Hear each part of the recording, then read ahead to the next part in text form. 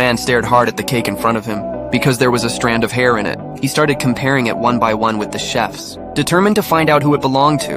In this prison, food was controlled with strict precision. Each meal was custom-made according to every inmate's request, and sent directly to their level. As the platform slowly descended, the moment it reached the first floor, the prisoners pounced like starving wolves. The beautifully prepared dishes were destroyed in seconds. By the time the platform reached the 48th floor, only scraps were left on the table.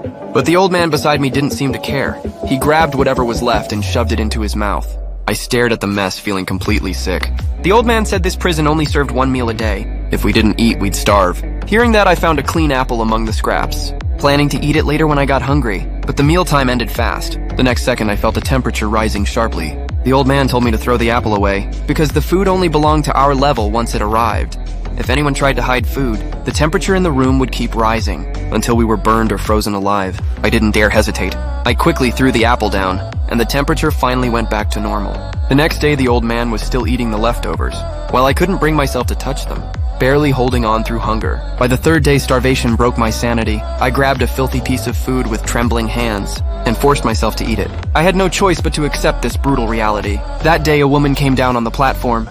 The old man said she came once a month, looking for her child. I reached out my hand trying to show kindness, but she pulled hers away. Soon the platform dropped again. When it reached the 49th floor, two men dragged her away. I shouted in panic from above, wanting to jump down to help, but looking at the 10-meter gap, I just couldn't find the courage. Then a scream echoed from below, and the next moment the woman returned to the table, completely unharmed.